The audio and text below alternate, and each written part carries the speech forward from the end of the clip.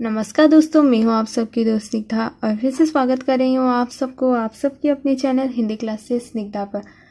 दोस्तों, आज की वीडियो में हम बात करेंगे जो कल बात कर रहे थे, यानी कि हमारी नेट के सिलेबस में इकाई 2 में जो लगी हुई है हिंदी साहित्य काल विभाजन और नामकरण के बारे में, जिसमें हम कल चर्चा कर रहे थे कि कौन से विद्वान हैं जिन्होंने हिंदी साहित्य के इतिहास में काल विभाजन शुरू किए थे। और फिर हम बात कर रहे थे उन विद्वानों के बारे में जिन्होंने इस क्षेत्र में काम किए हैं।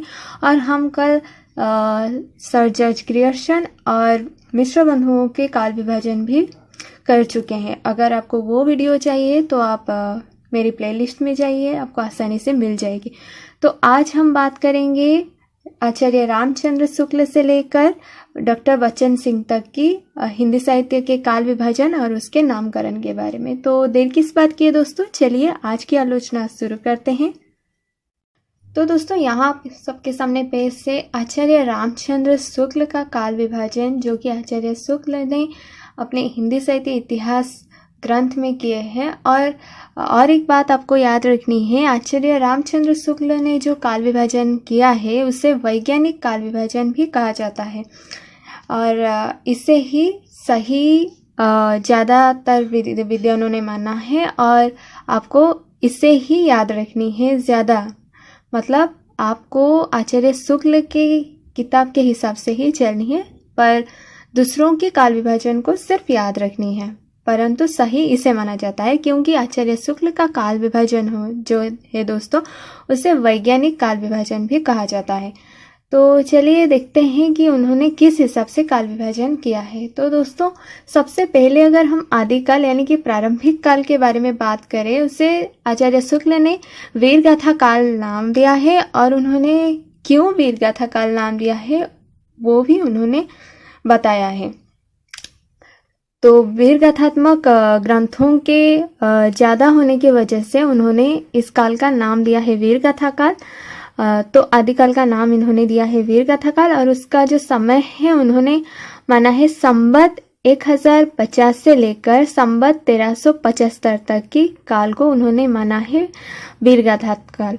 तो अगर ईस्वी सत में पूछे तो जो संवत का समय है उससे आप 57 माइनस कर देंगे तो आपको ईस्वी सत मिल जाएगी। तो अगर हम बात करेंगे पूर्व मध्यकाल की, यानी कि भक्ति काल का नाम उन्होंने दिया है पूर्व मध्यकाल। और इसका समय उन्होंने दिया है संवत 1375 से लेकर संवत 1700 तक की। इसे याद रखिए, संवत 1375 से लेकर संवत 1700। फिर अगर हम बात करेंगे ऋतिकाल की, ऋतिकाल का नाम उन्होंने रखा है उत्तर मध्यकाल और इसका समय दिया हुआ है संवत 1700 से लेकर संवत 1900 तक। और फिर अंत में आता है आधुनिक काल, जिसका नाम उन्होंने दिया है गद्यकाल। और उसका नाम गद्यकाल क्यों है उसका भी उन्होंने जिक्र किया है अपने ग्रंथ में। तो गद्यकाल का जो समय है उन्होंने दिया है संवत 1900 से लेकर 1984 तक का, यानी कि 1900 से लेकर अब तक की भी मानी जाती है। तो चलिए अब हम बात करते हैं दोस्तों, चौथा काल विभाजन किया है डॉक्टर राम कुमार वर्मा ने। और अगर हम देखते हैं डॉक्टर राम कुमार वर्मा का काल विभाजन तो वो कुछ इस तरह से है। उन्होंने किया है संधि काल, चारण काल, भक्ति काल, ऋतिकाल एवं आधुनिक काल के हिसाब से। तो संधि काल का जो समय उन्होंने लिया है सन 750 से लेकर 1020 तक का जो समय है ना दोस्तों, उसे उन्होंने संधि काल के अंतर्गत लिया है। और अगर हम बात करते हैं चारण काल की तो उन्होंने सन 1000 से 1375 ईस्वी तक का जो समय है उसे उन्होंने चारण काल के अंतर्गत लिया है, संधि काल एवं चारण काल। अगर हम बात करते हैं भक्ति काल की तो सन 1075 से लेकर 1720 तक का जो समय है उसे उन्होंने भक्ति काल एवं सन 1700 से लेकर 1920 तक का जो समय है उसे उन्होंने ऋतिकाल के अंतर्गत लिया है। और अगर हम बात करते हैं आधुनिक काल की तो सन 1900 से अब तक का जो समय है उन्होंने आधुनिक काल के अंतर्गत लिया है। तो मैं और एक बार आप लोगों को कह रही हूँ, हो सके तो आप लिख लीजिए कि डॉक्टर राम कुमार वर्मा ने किस हिसाब से काल विभाजन किया है। डॉक्टर राम कुमार वर्मा ने पहले तो संधि काल, चारण काल, भक्ति काल, ऋतिकाल, आधुनिक काल, ये उनका जो प्रक्रिया है जिस हिसाब से उन्होंने किया है काल विभाजन। तो संधि काल का जो समय है दोस्तों वो सन 750 से 1020 तक का जो समय है उसे उन्होंने संधि काल के अंतर्गत लिया है। चारण काल के बारे में अगर हम बात करते हैं तो सन 1000 से 1375 ईस्वी तक का जो समय है उसे उन्होंने चारण काल के अंतर्गत लिया है। संधि काल एवं चारण काल उन्होंने दिया है आदिकाल का नाम। फिर हम बात करते हैं भक्ति काल की, तो भक्ति काल का समय उन्होंने लिया है सन 1375 से लेकर 1700 ईस्वी तक का जो समय है ना उसे उन्होंने भक्ति काल के अंतर्गत। और अगर हम बात करें रीति काल की तो सन 1700 से 1900 ईस्वी तक का 1900 ईस्वी तक का जो समय है उसे उन्होंने रीति काल। एवं अगर हम बात करते हैं आधुनिक काल की तो सन 1900 ईस्वी से अब तक की जो समय है उसे उन्होंने आधुनिक काल के अंतर्गत लिया है। अब हम बात करते हैं डॉक्टर नगेंद्र के द्वारा संपादित ग्रंथ हिंदी साहित्य का जो इतिहास है उसमें किस हिसाब से काल विभाजन दिया हुआ है, चलिए जानते हैं। तो अगर हम बात करते हैं डॉक्टर नगेंद्र के द्वारा संपादित ग्रंथ हिंदी साहित्य का इतिहास जो है उसमें किस हिसाब से काल विभाजन हुआ है तो थोड़ी बड़ी है, देख लीजिए। आदिकाल का जो समय उन्होंने लिया है 7वीं सदी के मध्य भाग से 14वीं सदी के मध्य भाग के अंतर्गत का जो समय है उन्होंने लिया है आदिकाल के अंतर्गत। क्या लिया है? 7वीं सदी के मध्य भाग से लेकर 14वीं सदी के मध्य का भाग की जो समय है ना दोस्तों उसे उन्होंने आदिकाल के अंतर्गत रखा है। अगर हम बात करते हैं भक्ति काल की तो उसी तरह से 14वीं सदी के मध्य भाग से लेकर 17वीं सदी के मध्य भाग की जो समय है उसे उन्होंने भक्ति काल के अंतर्गत। और अगर हम बात करते हैं रीति काल की तो 17वीं सदी के मध्य भाग से 19वीं सदी के मध्य भाग के समय को उन्होंने लिया है रीति काल के अंतर्गत। अब हम बात करते हैं आधुनिक काल की। दोस्तों यहाँ पर आप सबके सामने पेश है आधुनिक काल। डॉक्टर नगेंद्र के द्वारा संपादित हिंदी साहित्य का इतिहास ग्रंथ में किस हिसाब से आधुनिक काल का पार्टीशन हुआ है वो आप सबके सामने पेश है।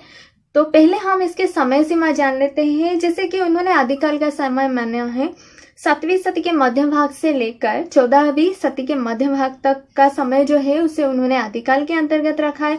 अगर हम बात करते हैं भक्ति काल की तो 14वीं सदी के मध्य भाग से लेकर 17वीं सदी के मध्य भाग तक का जो समय है उन्होंने भक्ति काल के अंतर्गत रखा है। और रीति काल की बात अगर हम करते हैं तो 17वीं सदी के मध्य भाग से लेकर 19वीं सदी के मध्य भाग तक का जो समय रहा है उसे उन्होंने रीति काल के अंतर्गत लिया है। और अब बात करते हैं आधुनिक काल की। तो आधुनिक काल का समय उन्होंने लिया है 19वीं सदी के मध्य भाग से अब तक की जो समय चली आ रही है उसे उन्होंने आधुनिक काल के अंतर्गत रखा है।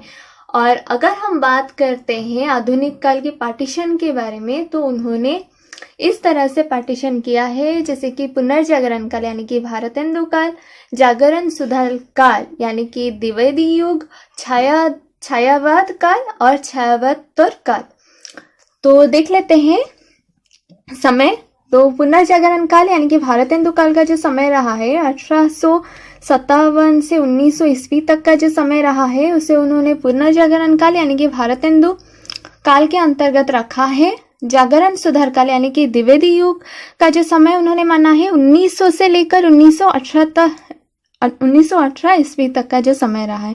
इसे याद रखिए क्योंकि ये क्वेश्चन आ सकता है कि डॉक्टर नगेंद्र के द्वारा संपादित हिंदी साहित्य का इतिहास ग्रंथ में द्विवेदी युग या फिर भारतेंदु युग या फिर छायावाद काल का समय किससे कितना कौन से समय से कौन से समय तक माना गया है। तो इसलिए इसके जो समय है आप उसे नोट कर लीजिए। मैं फिर से कह रही हूँ भारतेंदु काल यानी कि पुनर्जागरण काल का समय उन्होंने माना है 1857 से 1900 ईस्वी तक का समय को।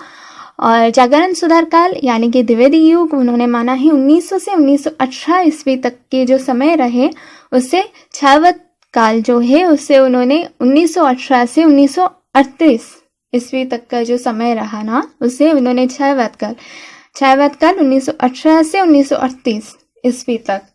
अब अगर हम बात करते हैं छायावाद काल उसको उन्होंने दो भाग में बांटा है जैसे कि प्रगति प्रयोग काल और नवलेखन काल। तो अगर हम बात करते हैं प्रगति प्रयोग काल के बारे में, तो उन्होंने 1938 से लेकर 1953 ईस्वी तक का जो समय रहा उसे प्रगति प्रयोग काल के अंतर्गत रखा है। और अगर हम बात करते हैं नवलेखन काल की, तो उन्होंने सन 1953 ईस्वी से लेकर अब तक की जो समय है उसे उन्होंने नवलेखन काल के अंतर्गत माना है। तो डॉक्टर नगेंद्र की किताब, जो डॉक्टर नगेंद्र के द्वारा संपादित किताब हिंदी साहित्य के इतिहास में जो आधुनिक काल का पार्टीशन हुआ है उसे आपको याद रखनी है, क्योंकि ये भी बहुत इम्पोर्टेंट है।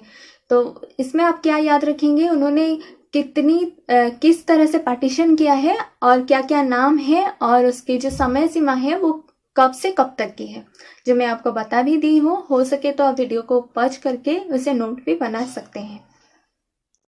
तो अब हम बात करते हैं डॉक्टर गणपति चंद्रगुप्त का काल विभाजन।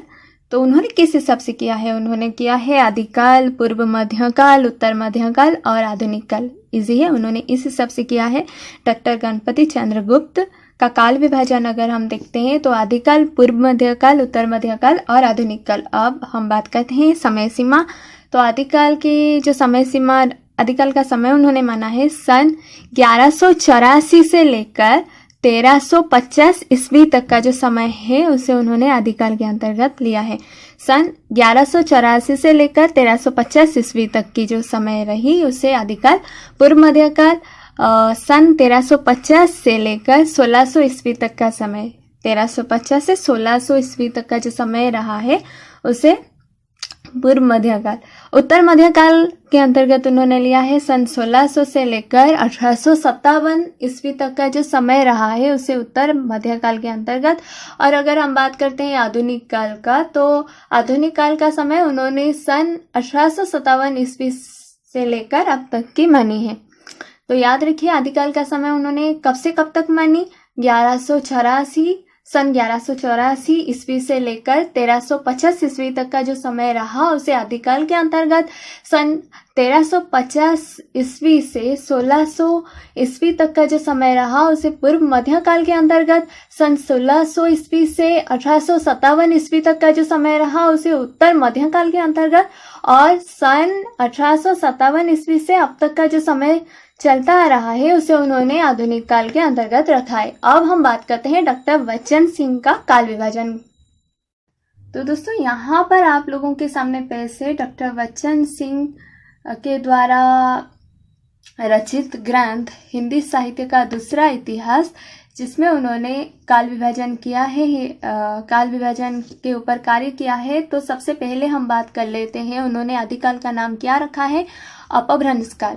याद रखिए, डॉक्टर बच्चन सिंह ने आदिकाल का नाम, ये भी एक क्वेश्चन हो सकता है, किसने किया है अपभ्रंश काल नामकरण आदिकाल का। तो बच्चन सिंह। यहाँ पर और एक सवाल आ सकता है, क्योंकि सिर्फ बच्चन सिंह ने ही अपभ्रंश काल, डॉक्टर धीरेन्द्र वर्मा ने भी दिया है आदिकाल का नाम। तो याद रखिए, दोनों का नाम याद रखिए। मैं आदिकाल की जो नामकरण है जिसमें विद्वानों में मतभेद है उसको लेकर ऑलरेडी वीडियो बना चुकी हूँ। अगर आपको वो चाहिए प्लेलिस्ट में चली जाइए, आसानी से मिल जाएगी। तो डॉक्टर बच्चन सिंह ने आदिकाल का नाम क्या रखा है, अपभ्रंश काल। फिर उन्होंने किया है भक्ति काल, रीतिकाल और आधुनिक काल। तो डॉक्टर बच्चन सिंह की जो इतिहास ग्रंथ है हिंदी साहित्य का दूसरा इतिहास, उसमें उन्होंने इस हिसाब से नामकरण किया है, अपभ्रंश काल आदिकाल का नाम। और एक क्वेश्चन है, अपभ्रंश काल और किसने किया है नामकरण आदिकाल का, तो डॉक्टर बच्चन सिंह के साथ साथ डॉक्टर धीरेन्द्र वर्मा ने भी आदिकाल का नाम अपभ्रंश काल रखा है। इसे याद रखिए, इंपॉर्टेंट है। डॉक्टर बच्चन सिंह के साथ साथ डॉक्टर धीरेन्द्र वर्मा, उन्होंने भी अपभ्रंश काल नाम ही रखा है, किसका, आदिकाल का। फिर भक्ति काल, रीतिकाल, आधुनिक काल, ये है डॉक्टर बच्चन सिंह का जो काल विभाजन है। दोस्तों, उम्मीद है आज की वीडियो आपको जरूर पसंद आई होगी। अगर आपको कोई भी सवाल मुझसे पूछनी हो तो आप मुझे मेल कर सकते हैं। इसके अलावा आप मुझे फेसबुक और इंस्टाग्राम में भी फॉलो कर सकते हैं। मैं उसकी लिंक दी रखी हूँ नीचे डिस्क्रिप्शन बॉक्स में, आप वहां से ले सकते हैं। आप सबके साथ बहुत जल्द मुलाकात होगी दूसरी नई वीडियो के साथ। तब तक के लिए नमस्ते।